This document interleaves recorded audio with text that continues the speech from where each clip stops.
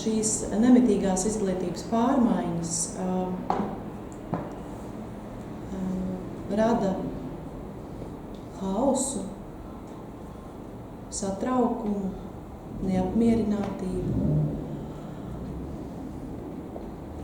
starp pedagogiem un arī starp jauniešiem, starp izglītojumiem, starp skolēniem. Es domāju, ka uzsāktā izglītības reforma, kura bija skola 2030, nebija būtībā saknē pārdomāta. Manuprāt, bija nepieciešams uzlabot esošo izglītības modeli un nostiprināt labās lietas. Piemēram, protams, interaktīvo tāfeli ielikt klasē, kur varētu skatīties teicumus, video materiālus, tas ir brīnišķīgi, vai klausīties labu mūziku, vai vērot olimpiskās spēles, vai rakstīt notis nošu programmā, turpat savilkt pareizās atbildes, tas viss ir ļoti jauki. Bet tas nav centrā.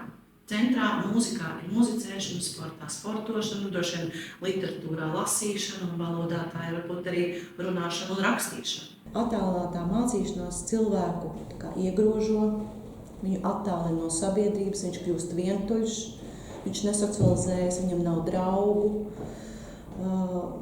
Es varbūt domāju tā, ka kaut kādos atsevišķos gadījumos tā ir brīnišķīga iespēja, citos gadījumos tā ir izolācija. Mums Latvijā ir ļoti daudz labu, skaistu, jauku skolu, un tomēr es uzsvēršu, ka katram bērnam ir sava skola. Ja? Vienam ir vajadzīgas lielas, plašas skolas, kur, piedzīvot personīgos izaicinājumus. Ir bērni, kuriem vajag mazu, šauru, mīļu, ģimenisku vidi. Mājās bērniem ir jādod arī brīvais laiks, lai viņi nedaudz atpūšās. Mēs paši zinām, ka mēs nevaram, piemēram, tik daudz, varbūt visas dienas garumā mācīties. Ja? Bet, lai iemācītos rakstīt burtiņus, burtiņi ir jāraksta. Tur droši vien arī diferencēt, kā kurā brīdī, bet nepārspīlēt. Varbūt man tā pati. Bet es neuzdodu mājas darbus, cenšos uz vietas. Bērni visās vietās ir vienādi. Ja tā mēs ņemam pilsētā, laukos, sākotnēji. Ja jūs domājat par izglītības kvalitāti, tad tā noteikti ir vienlīdzīga. Izglītības kvalitāte ir vienāda attiecībā uz visiem bērniem. Centralizētie eksāmeni noteikti atspoguļo skolēnu vispārējās zināšanas. Vispārējo zināšanu apjomu, kopumā. Kā viņš spēj orientēties milzīgā datu plūsmā.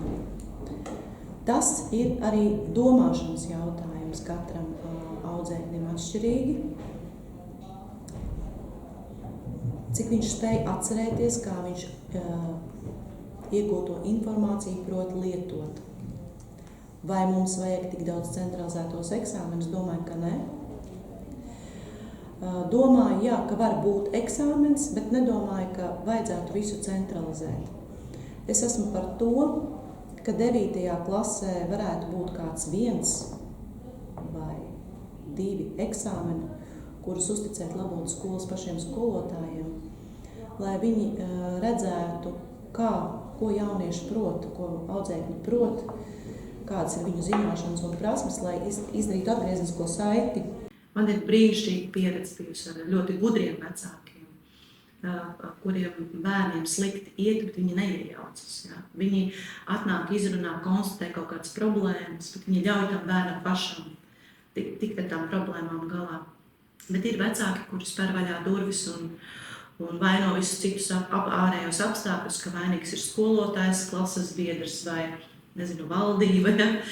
Bet valsts esam mēs paši. Tas laiks tik ātri iet uz priekšu, tehnoloģijas tik ļoti attīstās, ka mēs varbūt pieaugušie nespējam tikt līdz tam dzīves ritmam un dzīves izaicinājumiem. Un domāju, ka mēs kopā, pedagogi ar bērniem, veļamies kaut kādā aplī uz priekšu. Un es tomēr gribētu domāt, ka mēs varbūt drīzāk esam šeit un tagad, ne tur, ne nākotnē, ne pagātnē. Man domāt ir, ka mēs esam šeit šobrīd. Mēģinam izstūrēt cauri ar to, kas mums ir.